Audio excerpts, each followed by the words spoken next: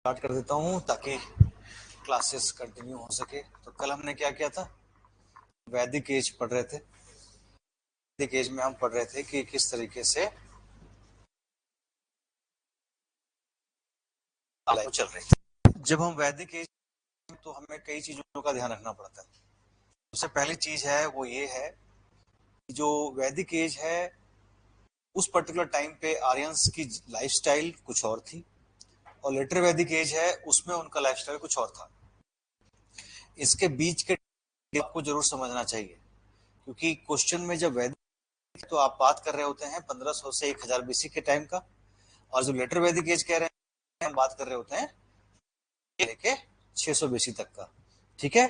और इस particular time पे जो आर्यंस थे वो इंडिया में आए और धीरे धीरे इंडिया के अलग अलग पोर्शंस में उनका जो था ज्योग्राफिकल ग्रोथ हुआ।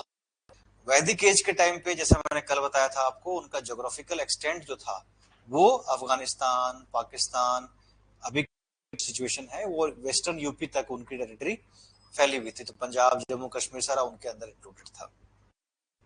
तो जो आर्यंस इंडिया में आ रहे थे वो कोई प्लानिंग से नहीं आ रहे थे। मतलब ऐसा नहीं था कि प्लान किया कि चलो इंडिया पहुंच जाते हैं, या सारे के सारे जो है वो इंडिया में एक ही बार चले आए, ऐसा नहीं है। एक लंबे टाइम तक, कई 100 सालों तक ये सिस्टम चलता, कबीले जो है वो माइग्रेशन करते रहे। और शुरुआती जो उनकी सेटलमेंट थी, शुरुआती सेटलमेंट कहां पे थी? वो थी सप्त सिंधु प्रदेश में, जो हमने कल डिस्कस किया था। इस पर्टिकुलर टाइम पे जब वो सप्त सिंधु प्रदेश यानी कि अफगानिस्तान, पाकिस्तान, इंडिया का वेस्टर्न और नॉर्दर्न टेरिटरी, वहां पे जब उनकी एक्सटेंशन थी, उस पर्टिकुलर टाइम पे इनका किस तरह का स्टाइल था, लाइफस्टाइल क्या था? नोमैडिक था। क्या था? नोमैडिक। यानी कि अगर हम वैदिक तो ये खाना बदोश थे। ठीक है जी। इनका मेजर जो इकोनॉमिक ऑक्यूपेशन किस चीज का था? Animal husbandry. ठीक है, पशुपालन। और सबसे इंपॉर्टेंट जो थी जानवर वो कौन सी थी? काव। ठीक है। गविष्टि, गवियत। गविष्टि का मतलब होता था गाय को ढूंढना, गवियत का मतलब भी वही होता है गो, जिसको हम गाय को हम गो, गौ, इसी से गो बना। मान डिस्टेंस को भी गाय एक दिन में जितना सफर तय करती थी उससे किया जाता था। कई सारे टर्म्स जो आप देखेंगे इस पर्टिकुलर टाइम पे, जैसे दुहित्री। दुहित्री का मतलब डॉटर, जो गाय के दूल्हे काम करते थी। ठीक है। गोधुली,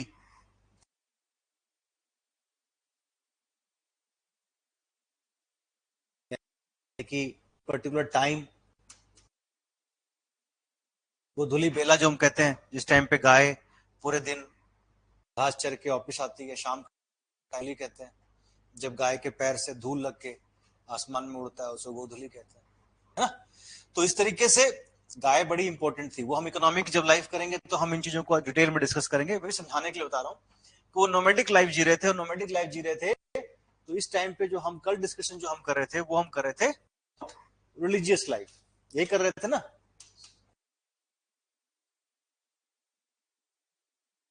रिलीजियस लाइफ कैसी थी इनकी, हमने कल डिस्कस किया था।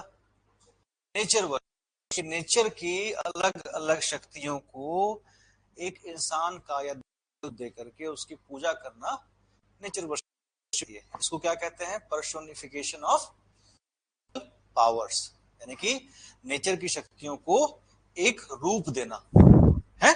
तो इनका जो रिलीजन था वो किस तरह का था? ये कोई मूर्ति थी। रिलीजन जो था, ईश्वर की पूजा कैसे करते थे? थ्रू यजनाज, यज्ञ के द्वारा। ठीक है। और इस टाइम पे जो इंपॉर्टेंट गॉड थे वो कौन कौन से थे, ये हमने आज डिस्कस करना है। ठीक है। तो जैसा मैंने आपको बताया था कि वैदिक जो पीरियड है उस पर्टिकुलर टाइम की इंफॉर्मेशन हमें किस चीज से मिलती है? मिलती है हमें ऋग्वेद के मंडल 2 से लेकर 7 तक का, इससे हमें इंफॉर्मेशन मिलती है। अब इस पर्टिकुलर टाइम पे अगर हम देखें तो अगर 1028 हायम गए हैं ऋग्वेद में, से ज्यादा हायम्स यानी कि श्लोका किस देवता के लिए लिखे गए हैं, इसी से पता चलता कौन सा देवता सबसे इंपॉर्टेंट माना जाता है। तो सबसे ज्यादा जो हैम्स हैं वो लिखे गए हैं इंद्र के ऊपर। इंद्र क्या है? War god.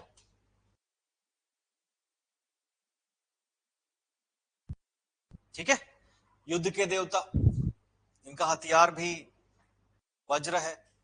एरावत हाथी में सफर कर, ऐश्वर्य के देवता, स्वर्ग के देवता, है ना। इंद्र के बाद नाम आता वरुण, ताकि कम जो लिखे गए इंपोर्टेंस बनाया था। हु एंड यूनिवर्स, जो पूरी दुनिया चलाते हैं, यानी कि जो आर्यंस थे सिंस की फॉरगिवनेस के लिए किसकी पूजा करते थे? वरुण देवता की पूजा करते थे। तो Varun was very famous in that context. लेकिन हम यहां पे बीच में रखें किसको? अग्नि। अग्नि कौन थे? मैंने आपको, अग्नि was a God, living God who is mediator between human and God. यानी कि आपको किसी भी देवता को कोई आहुति दे तो कैसे देनी होगी? अग्नि में डाल के। आप अगरबत्ती जलाते हो, क्यों जलाते हो? आप आहुति क्या देते हो? दिया जलाते हो तो कॉटन और घी की आहुति देते हो, जलाते हो तो पर्टिकुलर जो मटेरियल होता है उसकी आहुति देते हो। ठीक है, इसी कंटेक्स्ट में मैंने आपसे बताया था कि जब आदमी मर जाता है अग्नि के ही सुपुर्द इसीलिए किया जाता है। क्लियर? तो ये यहां पे इनके इंपॉर्टेंट देवता थे। अब ये जो वैदिक एज है इसमें तो इंद्र, अग्नि और वरुण इंपॉर्टेंट देवता हो गए, ठीक है। लेकिन इसके साथ साथ और भी देवता थे, ठीक है। तीन तो इंपॉर्टेंट हो गए, लेकिन जो बाकी देवता थे उन्हें हम कौन कौन सी कैटेगरी में रख सकते हैं? तो पहला कैटेगरी होता है गॉड ऑफ हेवन, यानी कि देवता।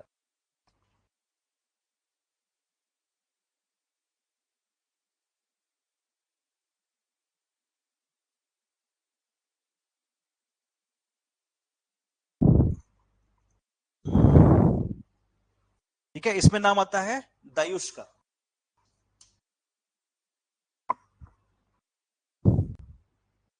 Varun,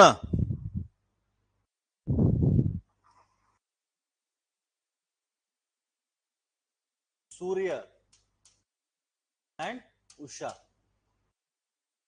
God's of heaven. कौन है? Dyaus is a shining god of heaven, shining god है।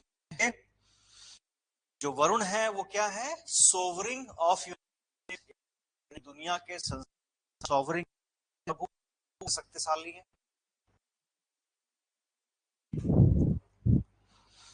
उषा गॉडेस ऑफ डॉन, सुबह की देवी है, कल भी मैंने बताया था। एंड सूर्य कौन है? सन गॉड है, दुनिया को एनर्जी मिलती है। नेक्स्ट है God's of atmosphere.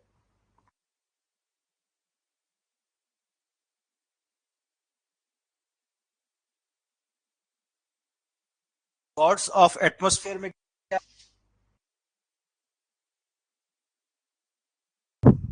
God's of atmosphere में कौन कौन आएंगे? Indra, God of thunder and storm है, रुद्र,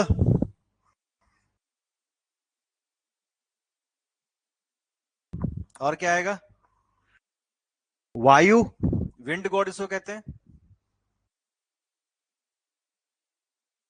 और प्रजन्य। प्रजन्य कौन है? God of rain. नेक्स्ट आते हैं God's of the earth.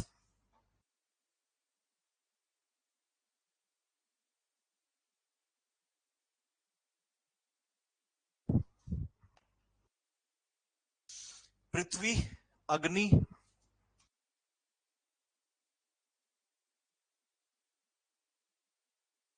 Saraswati,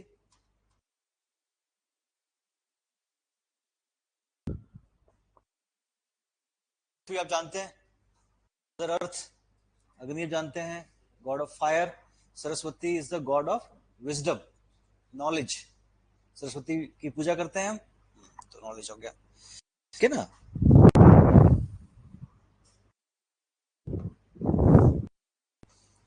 इसमें जो सबसे इंपॉर्टेंट कंसेप्ट है वो क्या है, though they believe in many gods but the gods are the manifestation of supreme God, यानी मोनोथेइस्टिक अप्रोच था कि एक ही ईश्वर के ये सब अलग अलग रूप है।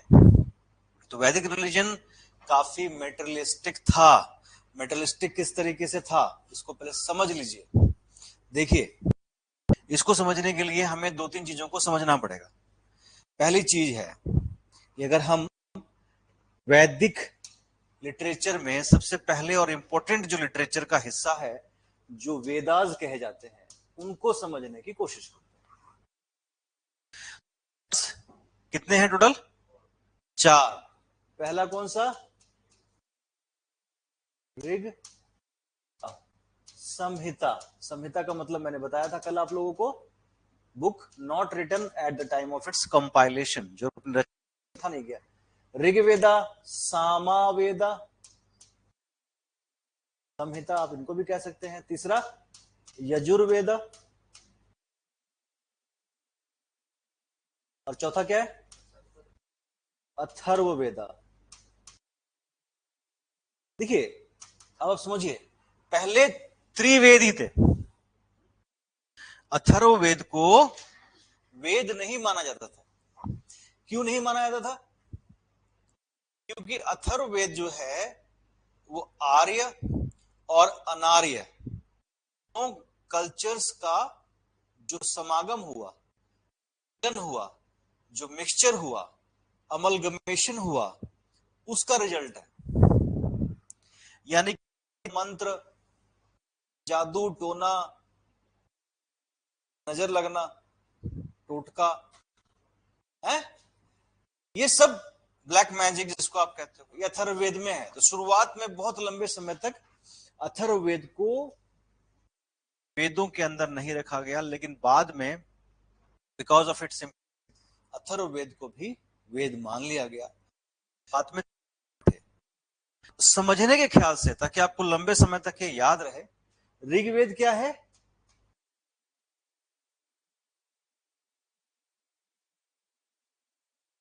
प्रेज ऑफ गॉड्स, ईश्वर की तारीफ। ठीक है, क्यों प्रेज ऑफ गॉड है? क्योंकि ऋग जो वैदिक लोग थे, मेटरलिस्टिक थे। आप ध्यान दीजिएगा, ये जो सारी किताबें लिखी गई हैं, ये सब लिटर वैदिक में लिखी गई। अभी यहां कहीं पे भी वैदिक टाइम पे आपको कहीं पे तपस्या, मोक्ष, किसी भी चीज की बातें नहीं समझ ना कहीं है। क्योंकि अभी वो वैदिक एज में उनको क्या चाहिए? अच्छी फसल चाहिए, जानवर की सुरक्षा चाहिए, पुत्र रत्न चाहिए, मतलब सिर्फ चाहिए, क्योंकि उनके पास कमी है। मोक्ष की तरफ तो आप तब जाएंगे ना जब आपका पेट वेट सब भरा हो, कपड़े वपड़े पैसे वैसे सब पूरे हो। नहीं, मोक्ष की, मुक्ति की, मन की शांति की बात कौन करता है? इसके पास पैसे, पैसे हो, सिंपल सी बात है। एक गरीब आदमी, भैया छोड़ो मोक्ष, पैसे दे दो बस, जितनी मर्जी परेशानी देने दे दो। जैसे जैसे उसे चीजें आती जाएंगी उसके पास, उसके मन में एक क्वेश्चन आएगा कि ये मुझे क्यों चाहिए है। जैसे कि आपको कोई, मान लीजिए, कपड़ा बहुत पसंद है या जूता बहुत पसंद है, आप कितना बेचैन रहते हैं जब तक वो आ ना जाए, है ना। घर वालों को मनाते हैं, किसी तरीके से पैसे इकट्ठे करते हैं, आपको वो चीज चाहिए, आप उसको देखते हैं, बार बार उसकी फोटो, दो शोरूम में जाके देखते हैं कि नहीं देखते कि मिल जाए तरह से। लेकिन जैसे वो मिल जाता है, कुछ दिन तक वो बिल्कुल नजदीक रहता दिल के। जैसे हम नए जूते पहले पहनते थे, छोटे होते थे ना, तो लगता था कि बिल्कुल इसमें कोई धूल ना लग जाए। ऐसा लगता था कि नए जूते तो कुछ दिन तो जमीन से ऊपर ही चले।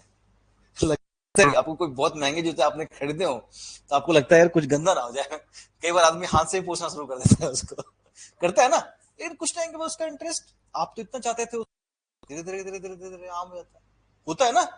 जब आपके पास बहुत आती है तो फिर आपको धीरे धीरे समझ में आ जाता है कि ये जो सुख है वो क्षण भंगुर है ना। तो ऐसा क्या है जो हमेशा रहेगा मेरे साथ, वो इंटरनल हैप्पीनेस। अब इंटरनल हैप्पीनेस कैसे आएगा, तो उसके लिए आगे डिस्कशन डिस्कोर्सेस हैं, उसके लिए अलग अलग ऋषि मुनियों ने अलग अलग तरीके बताए हैं, मोक्ष के बारे में बताया, मुक्ति के बारे में, तो वो सब चीजें बाद के काल क्यों आएंगी, क्योंकि लेटर वैदिक काल पहुंच गए गंगा यमुना के प्लेन्स में। अब गंगा यमुना के प्लेन से पहुंच गए तो वो अब जानवर चराने वाले आर्य नहीं रह गए, वो एग्रीकल्चर करना शुरू कर दिया उन्होंने, उनके पास व्यापार शुरू हो गया, उनके शहर बसने लगे, अब उनके पास बहुत कुछ आ गया, अब आराम से बैठे हुए हैं, तो उनको सोच जा रही है कि अब और क्या चाहिए जीवन में, तो बात आएगी मोक्ष की, तपस्या की, अभी नहीं। तो यहां पे ऋग्वेदिक संहिता जो है क्या कहता है, प्रेज ऑफ गॉड। सामवेद में क्या बात कर रहा है, ये किस चीज की बुक है,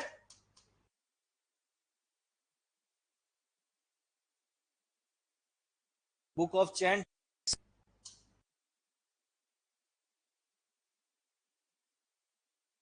एक स्वर गायन, मंत्रों का उच्चारण एक पर्टिकुलर लय में, म्यूजिक की शुरुआत हो रही है यहां से, तो म्यूजिक भी कह सकते हैं इसको, कह सकते हैं। यजुर्वेदा, बुक ऑफ सैक्रिफाइस,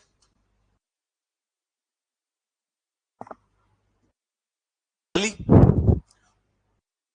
तो आप जो पूजा में फल अर्पित करते हैं वो भी तो बलि है, जो फास्टिंग करते हैं वो भी तो आप अनाज छोड़ रहे हैं भगवान के लिए एक दिन, तो भी तो फास्टिंग, वो तो बलि, सेक्रीफाइस कर रहे हैं ना,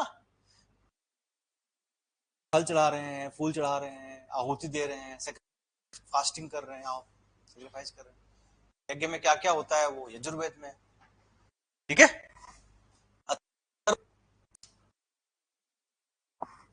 ब्लैक मैजिक की बात करते हैं,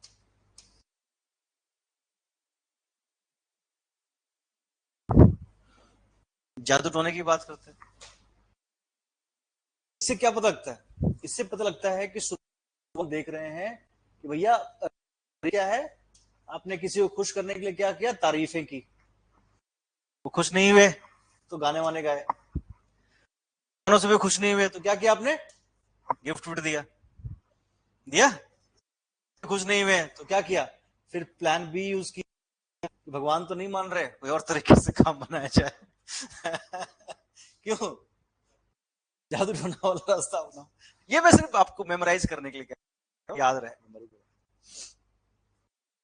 ठीक है।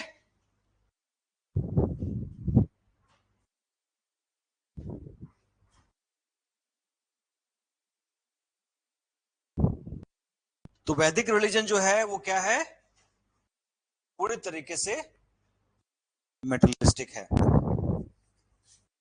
नेक्स्ट आएंगे, पॉलिटी हमने कर ली थी, ठीक है। अब क्या बचता है,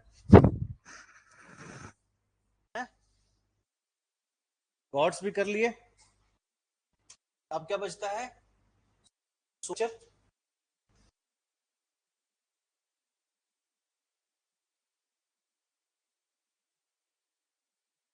सोशल स्ट्रक्चर में ज्वाइंट फैमिली सिस्टम था, ठीक है, पैट्रियार्ची थी,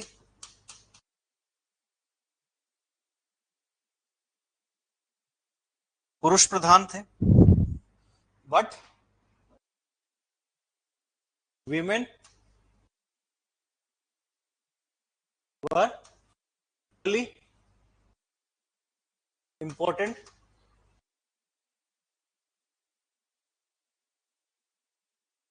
औरतों का स्थान बराबर, क्यों बराबर का था, और औरतों का स्थान डिटोरिएट क्यों हुआ,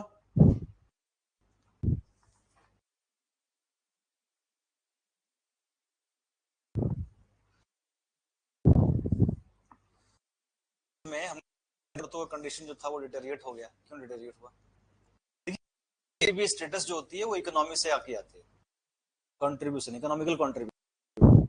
आप इकोनॉमिक आपकी है तो आपके सब, इकोनॉमिक कंट्रीब्यूशन नहीं है तो घर के अंदर भी रिस्पेक्ट नहीं है ना। अच्छा, एक 4 भाई बहन है, 4 भाई हैं, उसमें से 2 कमा रहा है, 2 नहीं कमा रहा, तो रिस्पेक्ट ज्यादा किसको मिलेगी? उसे वो घर पे आते ही तुरंत पानी लाओ, ये लाओ, नाश्ता लाओ, उसको कोई नहीं पूछ रहा, मार रहे हैं उल्टा, घर बैठे खा रहे हैं। ये ऐसा नहीं है कि ये सिर्फ एक ही चीज में आपको दिखेगा, ये हर जगह दिखेगा। रिश्तेदारी में भी जाओगे तो जो पैसे वाले रिश्तेदार जब शादी नहीं, अरे आगे आगे जल्दी करो, ये ले आओ, वो ले आओ। अब बेचारा गरीब से रिश्तेदार जो होता है चाय मांगता मांगता थक के लास्ट में मार्केट में जाके चाय पियाता होता है कि नहीं ऐसा? अरे देर है, बैठो, कहां भाग रहे हो, बैठो, देर है, देर है। तो ये एक सोसाइटी की एक रियलिटी है जो हर जगह पे है। तो इसमें क्या है, अब देखेंगे कि जो औरतों की कंट्रीब्यूशन थी वो चूंकि नोमैडिक सोसाइटी थी ना, तो उसमें जानवर को पालना करना, घर के हैंडीक्राफ्ट, खाना बनाना, इक्वल कंट्रीब्यूशन है। इकोनॉमी में भी इक्वल कंट्रीब्यूशन औरतों का है, उनकी इंपॉर्टेंस पूरी है, तो वो इक्वली ट्रीट कर जा रही हैं, गृह लक्ष्मी कही जा रही हैं। कोई भी आयोजन, कोई भी रिलीजियस ओकेजन बिना फीमेल्स के पूरा ही नहीं हो रहा। लेटर वैदिक में क्या हुआ, एग्रीकल्चर, अब एग्रीकल्चर तो करेंगे नहीं, फिजिक्स का काम है, तो क्या किया, उनको कन्फाइन कर दिया गया। अब चूंकि उनको घर में कन्फाइन कर दिया गया, क्या हुआ, इकोनॉमिक कंट्रीब्यूशन 0 हो गई। अब वो सिर्फ हाउस होल्ड,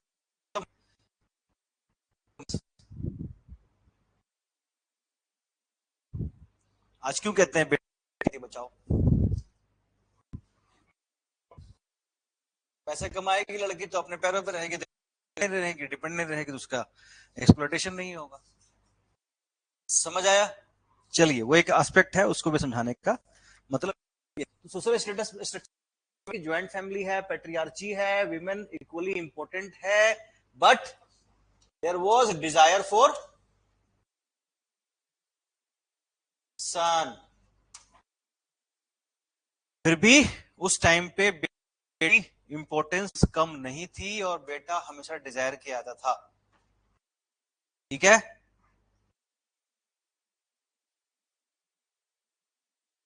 कुलपति यूजुअली द एल्डेस्ट मैन।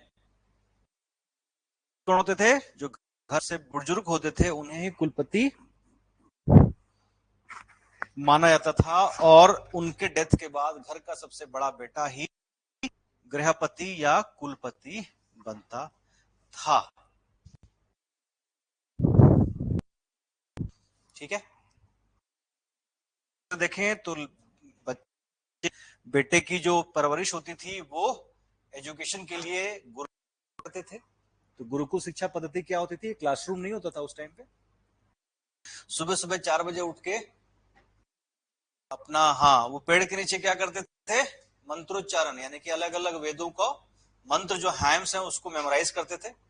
ठीक है, श्रुति स्मृति के थ्रू, वो मैं बताऊंगा अभी। और उसके बाद उनका प्रैक्टिकल एजुकेशन था। जैसे कि वो खेती करने के लिए गए खेतों में, तो गुरुजी वहां बैठे हुए हैं, गुरुजी बता रहे हैं कैसे करना। ठीक है, किसी को इलाज कैसे करना, तो हर चीज प्रैक्टिकल था। वो क्लासरूम में चैप्टर 1 चैप्टर 2 नहीं था। वो गुरुजी जिस पर्टिकुलर टाइम पे उसको जो भी सिखाना चाहते थे उस पर्टिकुलर चीज की नॉलेज उसको देते थे। तो उनकी नॉलेज जो थी ज्यादा प्रैक्टिकल होती थी, ना कि थ्योरेटिकल। जैसा आज के टाइम पे हम थ्योरेटिकल ज्यादा है, प्रैक्टिकल हम बिल्कुल ही नहीं है। हमें पता ही नहीं है कि हमारा नॉलेज का इस्तेमाल कहाँ करना है। पता है आपको? एग्जाम देना है, बिल्कुल सही।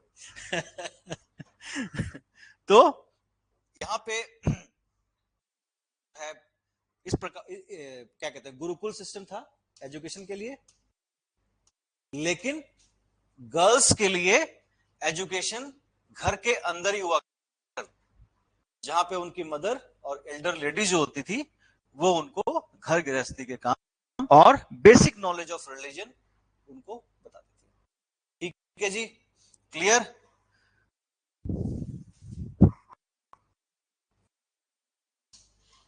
अब आते हैं हम लेटर वैदिक। अब इसमें थोड़े फैक्ट ज्यादा होंगे तो डरिएगा मत, बिल्कुल फॉर्मेट में मैं आपको बता रहा हूं ताकि आप इसको लंबे समय तक याद रख सकें। ठीक है जी। सबसे पहले यहां पे नाम आएगा वैदिक लिटरेचर का। ठीक है जी, वैदिक लिटरेचर में सबसे पहला नाम किसका आएगा? फोर वेदास। कौन कौन से हैं? ऋग्वेद, सामवेद, यजुर्वेद, अथर्ववेद। अब एक बात याद रखिए, Rigveda is the base all the Vedas. उसके बाद जितने भी वेदास आप देखेंगे उनमें से ज्यादातर हायम्स ऋग्वेद से ही लिए गए हैं। क्लियर? बाकी कोई भी ऐसा नहीं है जो अपने आप में पूरी तरह हो। ज्यादातर में मैक्सिमम जो हायम्स हैं वो ऋग्वेद से ही लिए गए हैं। ऋग्वेद, सामवेद, यजुर्वेद, अथर्ववेद मैं आपको ऑलरेडी बता चुका हूं। अब हम आगे, इसके बाद क्या? क्लियर? तो लिखिए, फोर वेदास के बाद आएगा ब्राह्मणास। आपके नोट्स में कई और फैक्ट्स भी इंक्लूडेड हैं, लेकिन मैं एकदम से उसकी बम्बार्डमेंट नहीं करना चाहता आपके ऊपर। ऐसा ना हो कि आप चाह रहा हूं वो भी याद ना रखें, क्योंकि ये बात जो फैक्ट्स हैं वो आपको सिर्फ ऐड ऑन करना है। क्लियर? ब्राह्मणास क्या है? एमबीडी ऑफ वेदा समझ लीजिए इसको, अपने तरीके से याद कीजिए। आपकी मुश्किल किताबों को सरल भाषा में आता है ना, ना आपने 10th तक पढ़ते हैं हम लोग सभी, एमबीडी गाइड। हाँ, अब पढ़ा कि नहीं आप लोगों ने? वही है, उनकी संस्कृत बहुत गाढ़ी है और हर चीजों की तरह बताई हुई है, आपके समझ को टेस्ट करती है। कोई बात सिंपल तरीके से नहीं बताई हुई, डायरेक्ट नहीं बताई हुई, वो ट्विस्ट एंड टर्न्स के साथ है। आपको समझ नहीं आएगा क्या बोल रहे हैं लोग, ये क्या बोल रहे हैं, मतलब कुछ और है। ठीक है? तो वेदों को समझना इतना आसान नहीं है। वो तो अंग्रेजों ने क्या किया कि हमारी सारी जो इतनी कमाल की नॉलेज थी उसको डिस्टोर्ट कर दिया, उसको बदनाम कर दिया और उसको पंडिताई में डाल दिया, उसको ब्राह्मणों को बदनाम करना शुरू कर दिया। कुछ गलतियां ब्राह्मणों ने भी की, पूरी नॉलेज नहीं होने के कारण उसको व्यापार करना शुरू कर दिया। लेकिन इसमें हमारे जो लंबा जो एक शासन काल रहा ना अंग्रेजों का, उसमें उन्होंने हमारे पूरी की पूरी सिस्टम को ही खत्म, और हमें खुद पता ही नहीं है कि हमारे पास क्या क्या है, नॉलेज के नाम पे क्या क्या है। वो साइंस है, चलता नहीं है। वैदिक साइंस ऐसी साइंस है जो समय के साथ नहीं बदलता, कि आज बोलेंगे पैरासीटामोल बहुत अच्छा है हेल्थ के लिए, और 6 महीने बाद या 6 साल के बाद ऐसा रिपोर्ट आए कि नहीं जी पैरासीटामोल तो जी आपके शरीर को ज्यादा नुकसान करता है। हमारी वैदिक नॉलेज जो है पहले भी सही थी, आज भी सही रहेगी। खैर उसमें हम चर्चा बाद में करेंगे जब हम कल्चर को डिस्कस करेंगे। फिलहाल समझिए ब्राह्मणास क्या है। इजी एक्सप्लेनेशन ऑफ वेदास, हर वेद के साथ ब्राह्मणास अटैच किए गए हैं जो क्या करते हैं? Explains meaning of Vedas, AIIMS in easy and story format. Right way of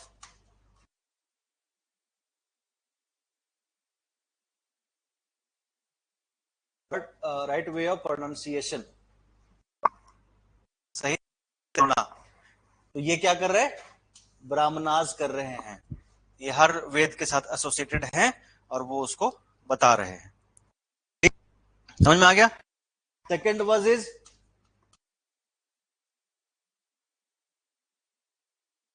आरण्यकाज। आरण्य मतलब, आरण्य मतलब फॉरेस्ट। तो नॉलेज है ये, नॉलेज फॉर फॉरेस्ट हर्मिट्स।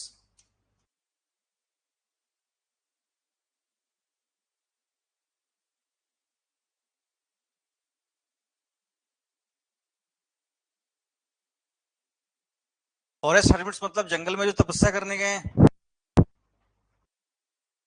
अब यहां डिस्कस होगी वैदिक लिटरेचर जब आएंगे तो कुछ ना कुछ बीच में एडिशन होता रहेगा।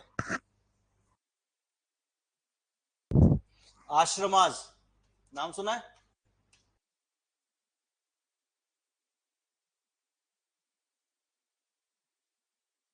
वैदिक ग्रंथों में इंसान के जीवन को 4 आश्रम में बांटा गया है। कौन कौन से आश्रम है? पहला, हाँ हाँ बता जी, ब्रह्मचर्य।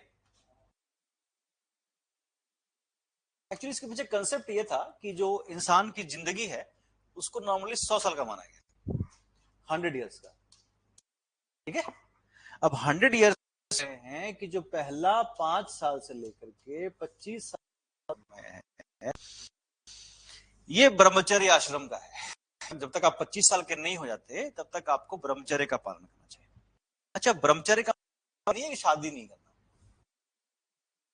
नॉर्मली ये मिसकंसेप्शन है कि ब्रह्मचर्य मतलब कि शादी नहीं करना या किसी एसोसिएशन में नहीं आना। नहीं, वो तो है ही है, लेकिन इसके साथ साथ बहुत चीजें और भी हैं।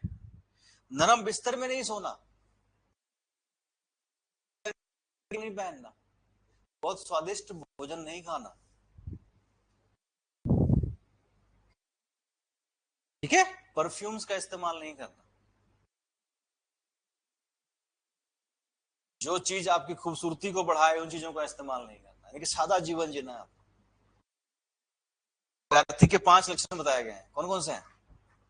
विद्यार्थीम पंक, ये ब्रह्मचर्य के अंदर ही आएगा।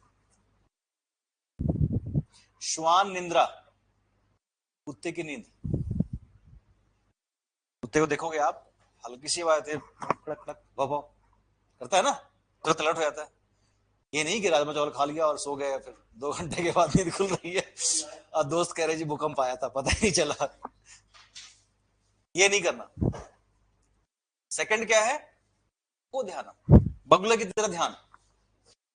श्वान निंदा, बको ध्यानम, बगुले की तरह ध्यान। एक पैर में खड़े हैं, मछली आई कड़क से पकड़ा खा गया, लेकिन खड़े एक पैर से, तो बगुले की तरह ध्यान। काक चेष्टा, कौवे की तरह कोशिश।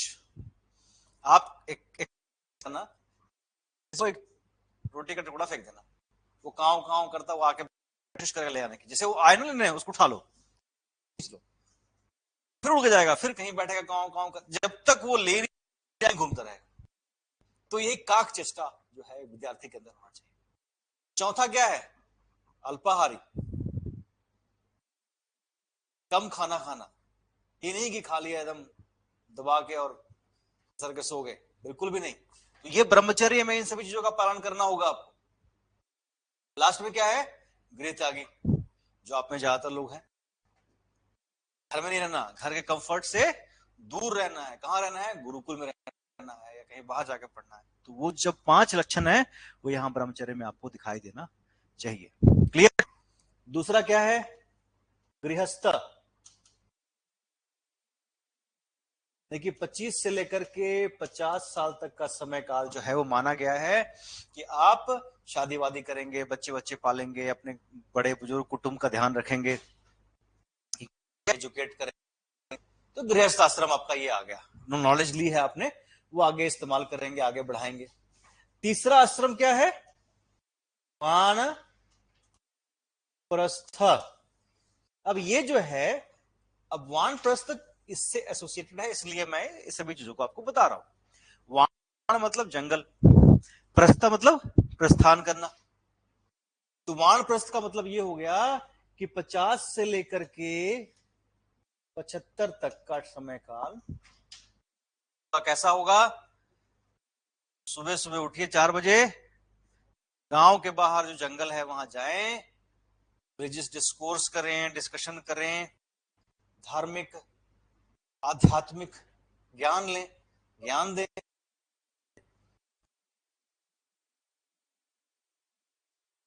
काल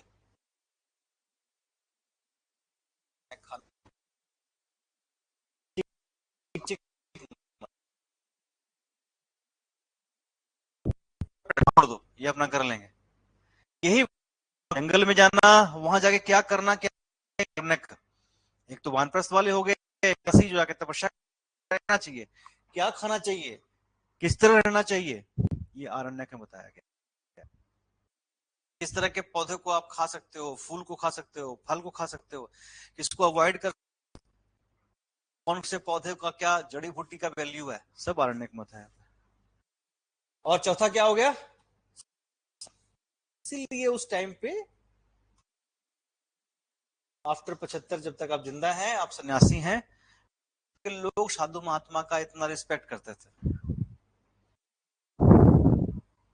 क्यों करते थे, इसलिए तो करते कि उनके बुजुर्ग भी गए हुए हैं कहीं, कमंडल लेकर के भिक्षाम देही कर रहे हैं, जो आ रहे हैं वो किसी के बुजुर्ग हैं, है ना। वो लोग भी हैं जो संसार छोड़ चुके हैं, लेकिन वो लोग भी हैं जो सन्यासी बन चुके हैं, जंगल चले गए, पहाड़ चले गए, सन्यासी बन गए। तो अरण्यक में क्या है, इन्हीं चीजों के बारे में इंफॉर्मेशन दी गई है। क्लियर, समझ में। अरण्यक के बाद क्या आएगा,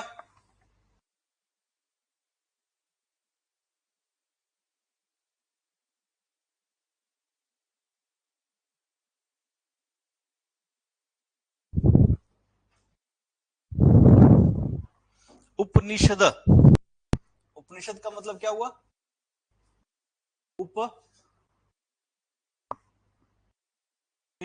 यानी कि गुरु के समीप नीचे बैठ के, उप होता ना, उप कुलपति, छोटा कुलपति, है ना, उपायुक्त, उप आयुक्त, आयुक्त, फिर उपायुक्त, छोटा वाला नीचे, गुरु के समीप ली गई सीक्रेट नॉलेज उपनिषद में है। उपनिषद और किस नाम से जाना जाता है, वेदांता, मतलब वेदों का अंत, एंड ऑफ वेदास। वेदांता का मतलब क्या हुआ,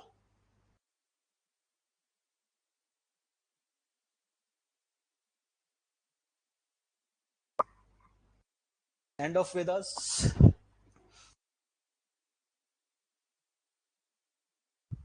एंड ऑफ वेदास क्यों कहते हैं, because they denied the ritualistic practices of वैदिक रिलीजन।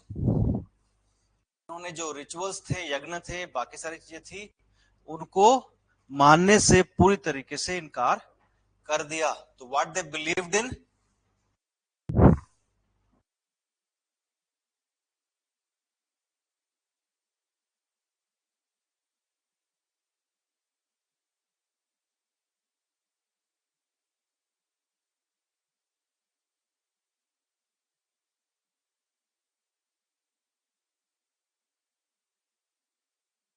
आत्मन एंड हम ईश्वर को क्या कहते हैं, परम आत्मा कहते हैं ना, अपने आप को क्या कहते हैं, आत्मा।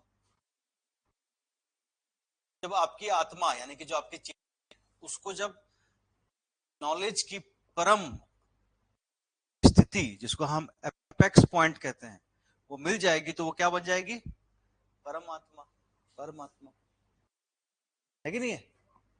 ये क्या कह रहे हैं, ये कह रहे हैं कि जो आत्मा जो है, उसका ब्राह्मण यानी कि ईश्वर से मिलन ही इंसान की लक्ष्य है। और उसके लिए जरूरत किस चीज की है, उसके लिए रिचुअल्स की जरूरत नहीं है, उसकी जरूरत किस चीज की है, नॉलेज की। ठीक है, तो उपनिषद जो है, दे टॉक्स अबाउट आत्मन और परमात्मा और the philosophical aspect of religion, दर्शन।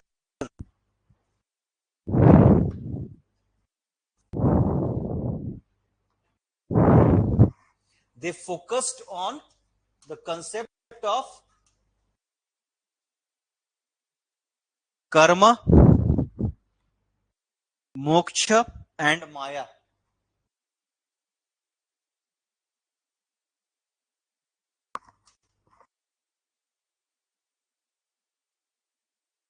कर्मा का मतलब एक्शन, मोक्ष मतलब साल्वेशन,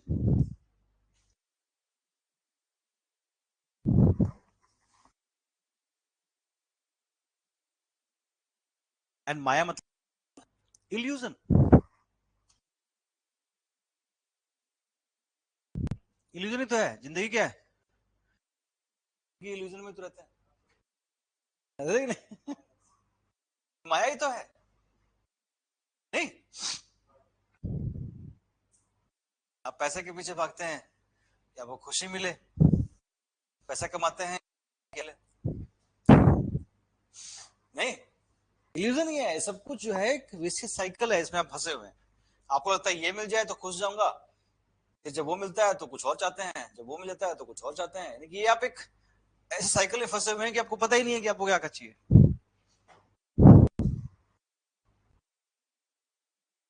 कोशिश भी नहीं की आपने। मंदिर जाते हैं, गुरुद्वारे जाते हैं, जाते हैं, क्यों जाते हैं? हम्म,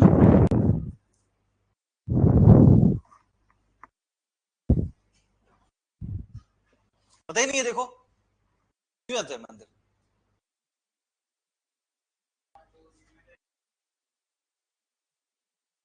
चीजों डिटैच हो सके। ओके, और कुछ आपको आता है बताइए, आप गलत, जो आपने समझा है वही बता रहे हो ना, तो गलत कैसे हो सकता है? ये तो कुछ भी गलत, ज्ञान तो ज्ञान है, डायरेक्शन से जी।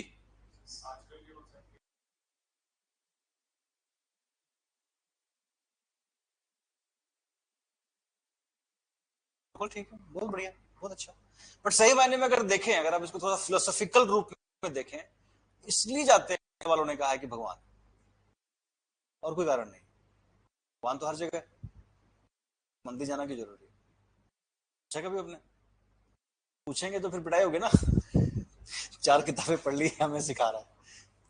देखिए, मैं इसको गलत नहीं कह रहा, हर पेरेंट चाहते हैं कि उनके बच्चे अच्छे डायरेक्शन में जाएं, हर सोसाइटी चाहती है कि जो बच्चे हैं वो नॉर्म्स को फॉलो करें, इसमें गलत कुछ नहीं है। लेकिन कहीं ना कहीं हमारा काम ये भी तो है ना कि हमें भगवान ने सोचने समझने की ताकत दी है, तो हम सोचें कि क्यों कर रहे हैं हम कुछ कर रहे हैं, तो उन सबका जवाब यहाँ है इन ग्रंथ। कह रहे पूजा पाठ इसलिए कर रहे हो क्योंकि तुम अपने कर्म जो है उनको तुम कंपनसेट करना चाहते हो, उसमें अच्छे भी हैं बुरे भी हैं। अपने आप को तुम अपने को कंसंट्रेट कर रहे हो, उसको इस ईश्वर की तरफ लेके जा रहे हो, अपने आप को नेचर से कनेक्ट कर रहे हो। ईश्वर क्या है जो आप पोस्टर्स में फिल्मों में देखते हैं वो थोड़ी ना है। ईश्वर तो यही है ना, भगवान, ये हवा, ये भगवान है। 2 मिनट नाक बंद करो, पता लग जाएगा भगवान कौन है। तो आप भगवान है, जो पी रहे हो आप, जिससे जिंदा हो वही तो भगवान है, प्रकृति भगवान। ईश्वर हर जगह है कहते हैं ना, ये तो भगवान मैं, तो ये सब बातें यहाँ पे बताए हुए। तो क्या उपनिषद क्या कह रहा है? कहता है कि भाई नॉलेज के ऊपर फोकस करो, कर्म कांड के ऊपर फोकस मत करो। ठीक है, यूनिटी जो है ब्राह्मण आत्मा की ब्राह्मण से हो जाएगी, तो वही इंपॉर्टेंट है। और ये सिर्फ सीक्रेट नॉलेज कहा गया है, बिकॉज हर किसी को ये नॉलेज नहीं दी जाती। बता दिया कि संसार क्या है, आत्मा क्या है, परमात्मा क्या है, तपस्या क्या है, और अब हर बच्चा अगर तपस्या करने लगा समाज चलेगा क्या? तो ये उन्हीं बच्चों को सिखाया जाता है जो इसके कैपेबल हैं, उसको समझ सके और ज्यादा से ज्यादा लोगों तक पहुंचा सके, ताकि हर किसी को रिलीफ मिले। क्लियर? उपनिषद समझ में आ गया, ब्राह्मणा समझ में, वेदा समझ में आ गया, अरण्यक, ब्राह्मण समझ में आ गया, उपनिषद समझ में आ गया। आगे बढ़, वेदांगा, नेक्स्ट आता है अंगास।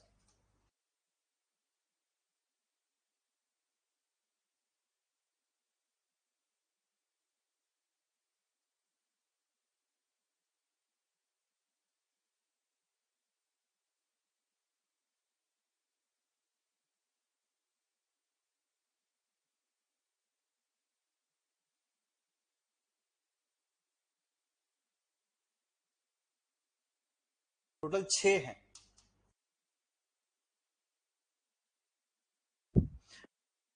कल्प, व्याकरण, निरुक्त, छंद, ज्योतिष। वेदांग का मतलब क्या हुआ? देख लीजिएगा, लिम्स, वेदास, वेदों के अंग, वेदांग।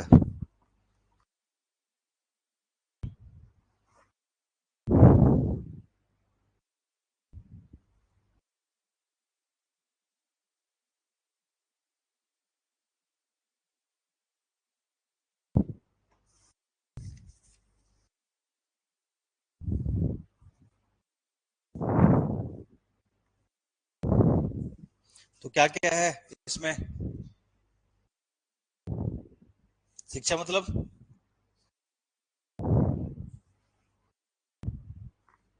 फोनेटिक्स,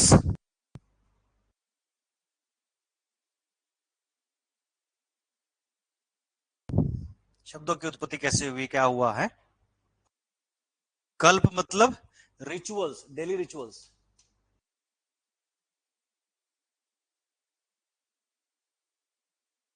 शिक्षा कल्प, व्याकरण मतलब समझ रहे हैं आप, ग्रामर, निरुक्त, लॉजी,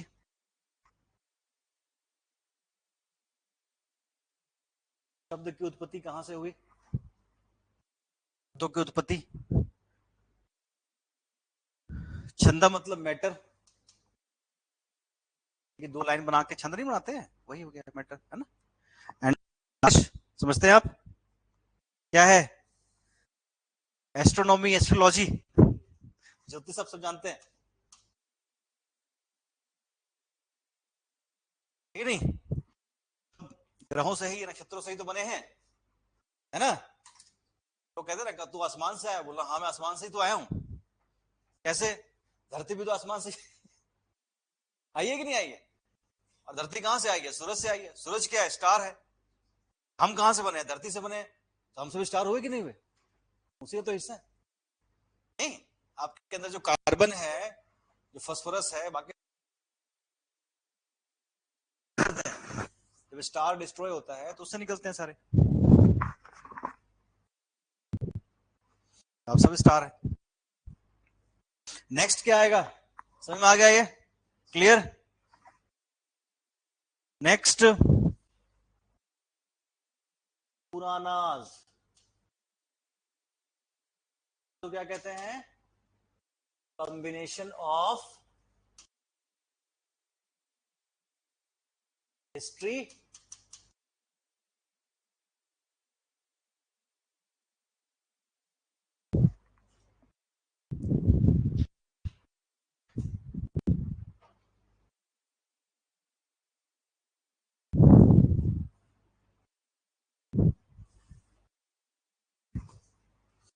नाम से क्या है, एंशिएंट, पुराना मतलब क्या है, क्या कहते हैं, कोई चीज पुरानी बात है क्या कहते हैं, एंशिएंट, पुरानी, पुरानी चीज है तो पुरानी यही है। इसमें क्या है, description of all gods, goddesses, and जो पुराने राजे महाराजे हैं उनके बारे में इंफॉर्मेशन। लेकिन इंडिया में क्या करके थोड़े से ना शुरू से बहुत पॉजिटिव नहीं रहा है हिस्ट्री को लेकर। हम लोग थोड़े से नेगेटिव रहे कि हिस्ट्री क्या पढ़ना, लोग शायद ये सोचते होंगे। अब तो पढ़ना पड़ रहा है, अलग बात है, तो मजबूरी है लेकिन हिस्ट्री को लेकर के हम हमेशा स्टोरी, हिस्ट्री का मतलब स्टोरी, हिस्ट्री स्टोरी नहीं है, हिस्ट्री कभी स्टोरी हो ही नहीं सकती, फैक्ट्स है। हम उसे आगे बाकी चीजों के थ्रू कंफर्म करते हैं, तो यहाँ पे ये चीजें नहीं है, इसीलिए इसको पूरी तरीके से हिस्ट्री नहीं माना गया, फिक्शन माना गया, क्योंकि स्टोरीज को एग्जरेट करके बताया गया। ठीक है, तो कौन कौन से इंपॉर्टेंट पुराण है, टोटल 18 महापुराण है,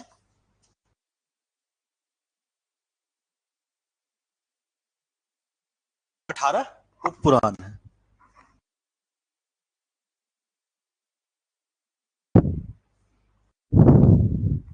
इंपॉर्टेंट कौन कौन से हैं, जैसे वायु पुराण,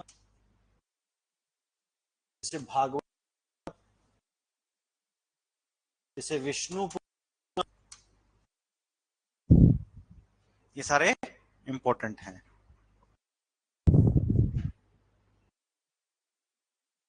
क्लियर, पुराण समझ में आ गया।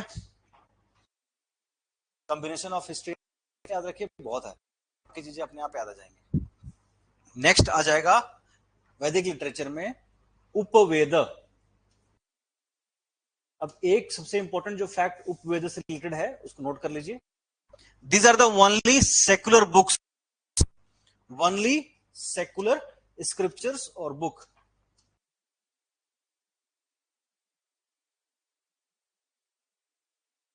इन वैदिक लिटरेचर। तो ये उपवेद कितने हैं? 4 हैं। कौन कौन से हैं? पहला शिल्प वेद,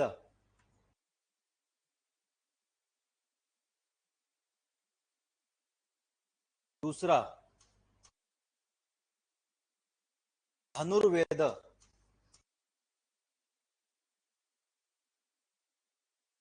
तीसरा गंधर्व, चौथा आयुर्वेद।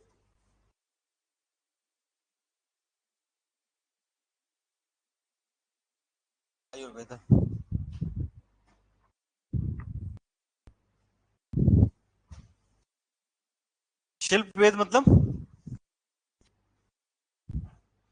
Book of architecture. शिल्प जो इंफॉर्मेशन है कि यज्ञशाला कैसे बनानी है, बाकी चीजें कैसे बनानी है, उसके ऊपर इसमें काफी डिस्क्रिप्शन है। Dhanurveda archery and warfare. Dhanurveda में क्या है? Book of archery and warfare, विद्या और युद्ध कला सिखाते हैं। Gandharva Veda book of dance and music, नाम से पता लगता है डांस एंड म्यूजिक। लास्ट में आ गया आयुर्वेदा, तो medicinal use of plants. Ayurveda क्या है? पेड़ पौधों का मेडिसिनल यूज है, ये आपका आ गया आयुर्वेद में। तो ये पहले किताब है जो सेकुलर चीजों के ऊपर आपको नॉलेज देते हैं।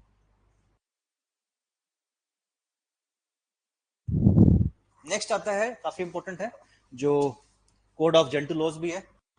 क्या है code of gentle laws? Hindu law नहीं पढ़ा? स्मृतिज जी। नेक्स्ट आ गया स्मृतिज, आपके इसको मनुस्मृति कहते हैं। इसको ट्रांसलेट किया गया था कोड ऑफ जेंटल लॉज में, इसके हिसाब से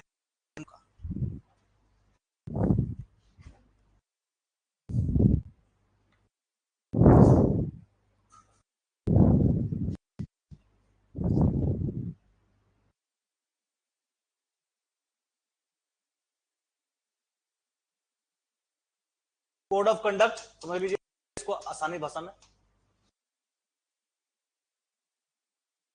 नंबर नॉट नोन, जिसको थोड़ी भी इंफॉर्मेशन मिली, पता चला, उन्होंने लिख दिया।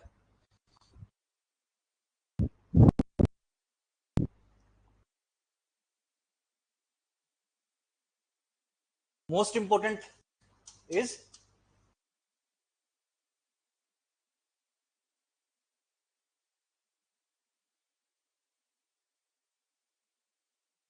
Manusmriti, that discuss about the duties of various varnas.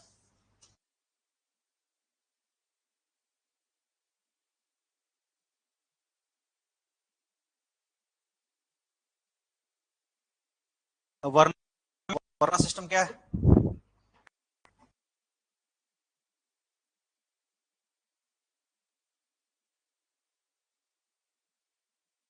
Started as a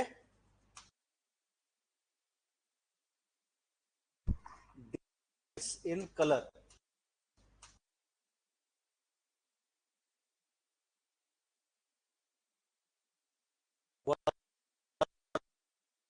भी होता है नहीं, कलर का डिफरेंस थे। अनार्य डार्क स्किन्ड थे, सबसे पहले क्या हो गया? आर्य अनार्य। शुरुआती डिफरेंस जो था वो कलर का हो गया। नेक्स्ट प्रोफेशन,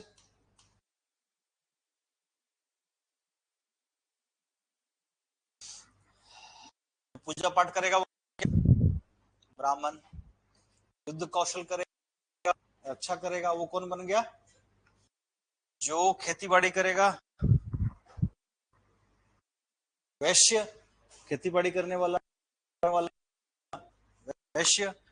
जो सबकी सेवा करे,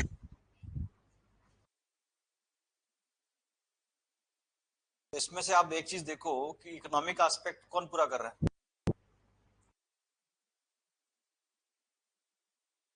एक ही कमा रहा है, बाकी सारे उस पे खा रहे हैं।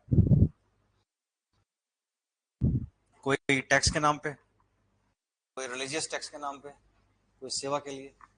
कमा एक ही सेगमेंट रहा है। This is the beauty.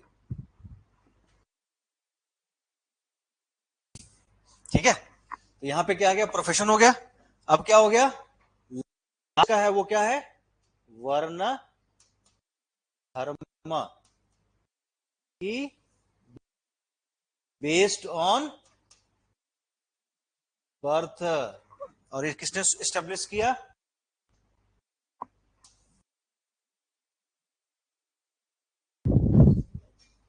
स्मृति ने किया। हर वर्ण की क्या ड्यूटी है? वर्ण को क्या करना चाहिए, क्या है कि नहीं? और अगर कोई ना करे वैसा तो उसका दंड क्या है?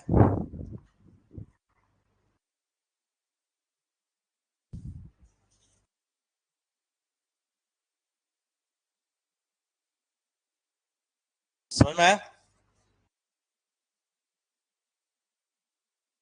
आगे बढ़े। तो हो गया। अब लेटर वैदिक एज में देखते हैं कि कहां पहुंचे आप।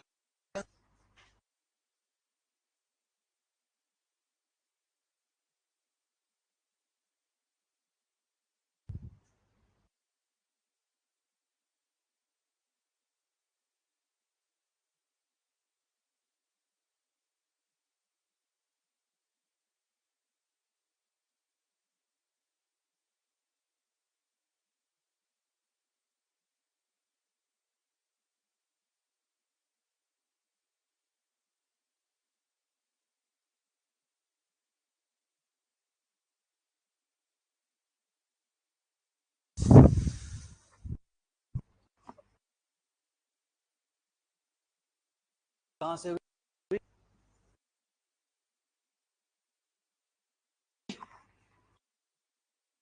माइग्रेशन कंटिन्यूड, कहां पहुंचे? ये तो अभी इस साइड में रहने दीजिए, बाद में चर्चा करेंगे। ये टेरिटरी पे पहुंचे। मत्स्य, शंफाला, शेड़ा, काशी पहुंचे। ये गंगा यमुना के प्लेन तक पहुंच गए। गंगा यमुना के प्लेन में जब पहुंचे तो इन बदलाव आया। तो क्या क्या बदलाव आया उसको आप समझने की कोशिश। लेटर वैदिक as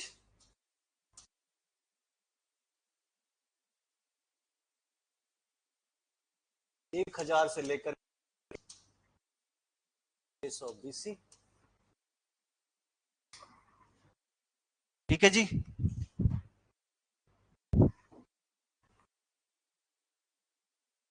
started settling into central and eastern India. Eastern India में बाद में गए, और जबकि उनको जब वहां पे गए तो उनको अनार्य कहा गया, जैसे मगध को अनार्य। ठीक है, यहां पे सेटल होना। अब जो उनका इकोनॉमिक इंटरेस्ट था वो क्या हो गया? चेंज हो गया। वो क्या हो गया? Agriculture became prominent।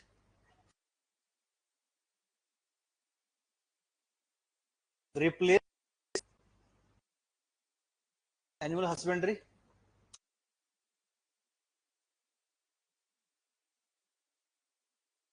that became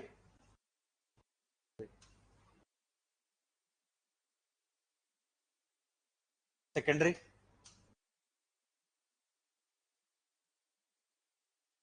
agriculture करने के लिए जानवर चाहिए, तो वो सेकेंडरी हो गया। अब एग्रीकल्चर की क्या होती है, जैसे कि एनिमल हस्बेंड्री यानी कि जानवरों को पालने की एक खास बात यह है कि वो आपको उसके लिए जगह जगह घूमना पड़ेगा।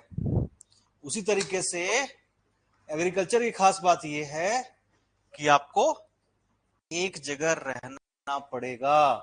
That change concept and their identity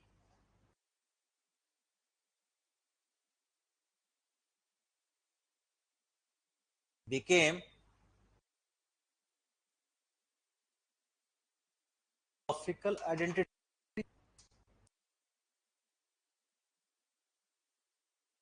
समझ में? जिस जगह पे वो ट्राइब रहने लगा, जो भारत रहने लगा, तो भारत के नाम से जाने लगा। जहां पे कुरु रहते थे वो कुरुक्षेत्र बन गया, ठीक है। पंचाल रहते थे वो पांचाल बन गया। तो उनकी ट्राइबल आइडेंटिटी जो थी वो, तो चूंकि जब उनकी परमानेंट सेटलमेंट हो गई कि अपनी कुछ बेसिक रिक्वायरमेंट है ना, कि एक जगह पे जाते हो तो सबसे क्या आता है आपका रिक्वायरमेंट, सेफ्टी।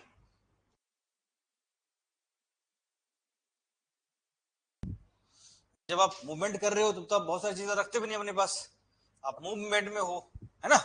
लेकिन जब एक जगह रहते हो तो सेफ्टी कंसर्न ज्यादा होता है ना, कि आपको ज्यादा मेजर्स करने पड़ते हैं ताकि लोग आप पे अटैक करके आपको लूट ना ले, खत्म ना कर दें। सेफ्टी के कंसर्न को ठीक करने के लिए क्या जरूरत थी, आर्मी।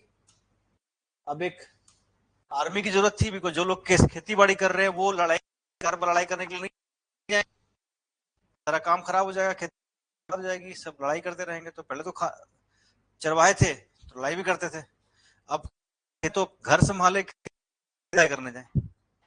आर्मी चाहिए तो आर्मी को चलाने के लिए मनी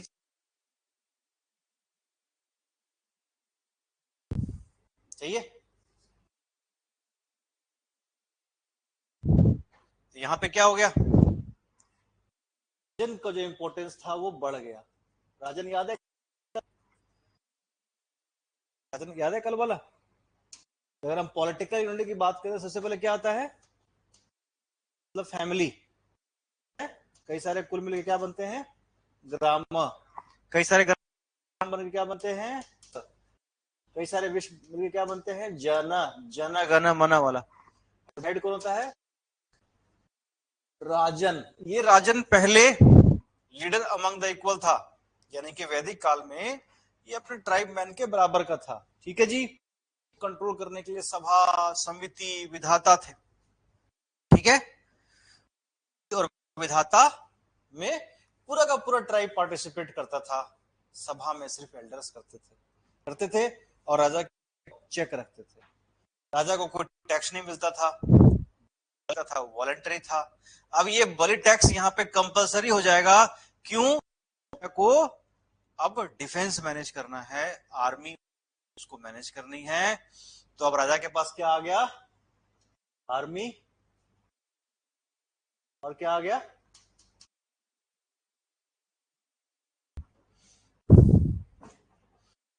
अब राजा क्या करेगा, धीरे धीरे कोशिश करेगा कि ये ताकत उससे कभी छीना ना जा सके। तो लेटर वैदिक में एक और कंसेप्ट क्या आया इसके बाद, लेटर वैदिक एज में एक कंसेप्ट आया कि इसे हम कहते हैं डिवाइन राइट। हम उस टाइम पे भी देखो राइट देते थे, राइट देते थे ना। डिवाइन राइट, डिवाइन राइट का मतलब क्या होता है, यहाँ पे पुरोहित हैं और राजा है। अब आर्मी उसके पास है, टैक्स उसके पास है, पैसा उसके पास है, सेना भी उसके पास है, तो वो क्यों डरे किसी से। धीरे धीरे करके उसने सभा समिति विधाता की ताकत को कम करना शुरू कर दिया, ठीक है, लोगों को अपने तरफ कर दिया ताकि कोई दिक्कत ना आए। और ये स्टेब्लिश कर दिया कि king became the king because he was being appointed by God himself. अब यहाँ पे कई सारी बातें हैं जिसको समझने की कोशिश कीजिए। अब इस चीज को समझिएगा, राजा कह रहा है कि I became the king because I have been appointed by the God himself. और इसको एस्टैब्लिश किसने किया? कहा बिल्कुल सही बात। नहीं तो राजा महाराजाओं को इतने बड़े बड़े यज्ञ आयोजन करने की जरूरत क्या पड़ने थी? और लोगों को ये दिखे कि डायरेक्ट कनेक्शन है गॉड के साथ। राजा को लिविंग गॉड भी कहा गया कि भगवान ने ही राजा को हमारी रक्षा के लिए अपॉइंट किया। लोग राजा की पूजा भी करते हैं, अभी भी कई जगहों पे आप देखेंगे राजा महाराजों की जो फैमिलीज है उनकी पूजा की जाती है।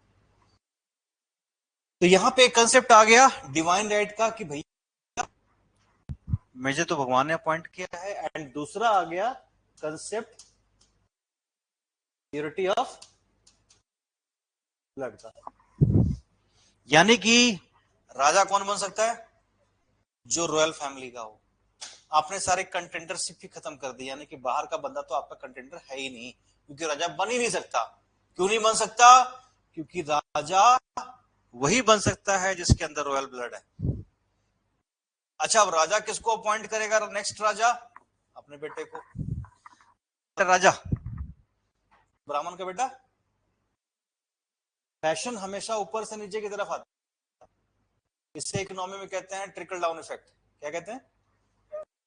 फैशन हमेशा आप देखो नीचे से आएगा, सॉरी ऊपर से नीचे की तरफ आएगा, और पैसा हमेशा नीचे से।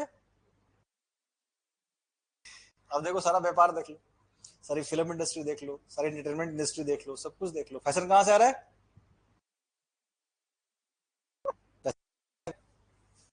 आपको किसने बताया कि ये टी शर्ट अच्छी है पहनने के लिए? जब आप ऐसे कपड़े पहनते हैं जिसको लोग कहें कि ट्रेंड में नहीं है, क्या मतलब होता है इसका? आपके दिमाग में डाल दिया गया ना कि ये ट्रेंड में नहीं है। और सबसे ज्यादा व्यापार चलता किसके दिमाग से है, किसके पैसे से है? औरतों के। हर व्यापार औरतें चलाती हैं, है कि नहीं? हम लोगों को तो कुर्ता पजामा दे दो, हम तो उसमें भी खुश हैं, है कि नहीं? सारा व्यापार आप देख लो, देख लो कौन चला रहा है?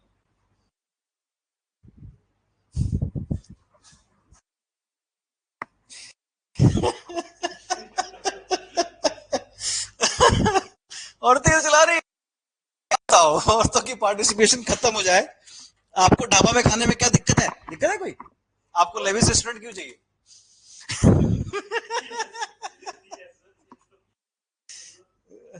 चलो यहाँ पे कोई फीमेल पार्टिसिपेशन नहीं है, बोल सकता हूँ, है भी तो समझती होगी वो भी। नॉर्मल नॉर्मल कपड़े हम पहन सकते हैं ना, बढ़िया से बढ़िया कपड़े क्यों चाहिए?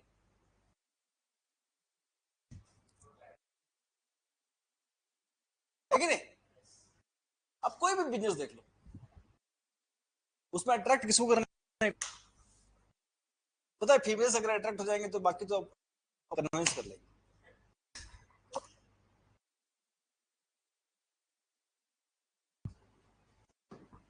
घर का राशन भी पहले आपको याद होगा बड़े बड़े बोरे में चावल वल सब रखा जाता था, आजकल लेविश शॉप भी बन गया ताकि वो अट्रैक्ट करे। सब फीमेल सेंट्रिक होता है, ठीक है? क्योंकि वहां से रहा है। तो इसीलिए यहाँ पे क्या किया? Purity of blood. हम कहां पे थे, हम कहां पहुंच गए देख लो। तो प्योरिटी ऑफ ब्लड का कंसेप्ट है कि राजा का बेटा राजा बनेगा, तो राजा का बेटा राजा, तो ब्राह्मण का बेटा क्षत्रिय का बेटा, शूद्र का बेटा। टिकट और इफेक्ट, हर फैशन यहीं से आएगा। ये चाहे राजा का बेटा राजा हो, ब्राह्मण का बेटा ब्राह्मण हो, या राजा अगर अपनी बेटी को इसलिए कुछ शादी में दे रहा है, जागीर दे रहा है, पैसा दे रहा है, खजाना दे रहा है, नौकर चाकर दे रहा है, क्योंकि वो अकेली रानी नहीं होगी उस राजा की, उसकी और भी कई रानियां होंगी, और उसकी बेटी कभी चीजों के लिए तरसे ना। फैशन शुरू हो गया, राजा ने दिया शुरू कर दिया, दरबारी ने दिया, व्यापारी ने देना शुरू कर दिया, व्यापारी ने दिया तो आम आदमी ने देना शुरू कर दिया। प्रॉब्लम तब आई जब लोअर कास्ट भी कह रहा है कि वो दे रहा है, देखो वहां मुझे भी दो। सब फैशन ऐसे शुरू होता है। आप जो अभी वो 10 साल पहले वो लोग खा चुके, आप जो आज अंग्रेजी वो 50 साल पहले वो बोल चुके, अब वो फ्रेंच में और स्पेनिश में पहुंच गए, आप अब अंग्रेजी में फंसे हुए हो। जब तक आप फ्रेंच में और इसमें इंग्लिश सीख लेंगे, आप कहां तक कंपीट करोगे मुझे बताओ? क्योंकि वो डिवीजन तो रखेंगे हमेशा। पहले इंग्लिश बोलने वाले को आपको जेंटलमैन समझा जाता था, इंग्लिश बोलने वाले के मुंह से ऐसे कि फूल गिर रहे हैं, वो कुछ और बोलेंगे। पहले आप सिंपल कपड़े पहनते थे तो वो बड़े लेविश कपड़े पहनते थे, आप लेविश तो वो सिंपल में आ गया। नहीं जी, कंसेप्ट प्योरिटी ऑफ ब्लड का कहने का मतलब ये हुआ कि भैया आपने सारा कंपटीशन ही खत्म कर दिया, राजा की ताकत जो है बढ़ती चली गई, आर्मी आ गया, टैक्स आ गया, पुरोहित को मिला लिया। अब पहले गिफ्ट लूट के बाद या जो है एग्रेशन के बाद मिलता था वो बढ़ता था, अब राजा रख रहा है। जितने पूजा में जो गिफ्ट बढ़ते थे पहले हर किसी को मिलते थे, अब पुरोहित रख रहा है। क्या बोला है? दान दक्षिणा। ठीक है जी। तो इस तरीके से राजा की यहाँ बढ़ती चली गई। वो थे अभी भी, विधाता खत्म हो गई, सभा और समिति थे, लेकिन उसकी ताकत ना भर के रह गई क्योंकि राजा की तरफ धीरे धीरे मिलाना शुरू कर दिया। क्लियर?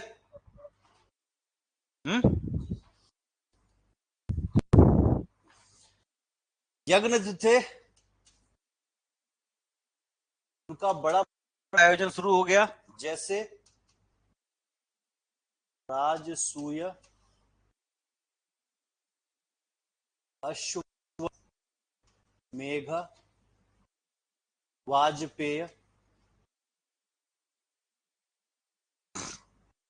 ये दोनों तो नॉर्मली अपने ही मिनिस्टर्स, अपने लोगों को राजा जो है, वाजपेयी में चैरियट रेस होता था जिसमें राजा का चैरियट जीता था। राजसूय में वो अपने जितने मंत्री मंत्री होते थे उनके गिफ्ट देते थे ताकि वो उनकी तरफ रहे। अश्वमेघा में तो जिन टेरिटरीज में घोड़े जाते थे, टेरिटरी उनकी मानी, तो अपनी सोवनिटी जो एस्टैब्लिश करने के लिए तरह के काम किया करते थे। तो पॉलिटिकल समझ में आ गया? ठीक है, नोट्स मिलेंगे तो उससे समझ में आ जाएगा, उसे पढ़ना पड़ेगा, बताऊंगा पढ़ना है, अगर छोड़ फोकस कर सके और मेमोराइज करना पड़ेगा। हिस्ट्री में ये चीजें होती हैं। ठीक है, तो कल मिलते हैं फिर से आप लोगों को 4:30। Thank you so much.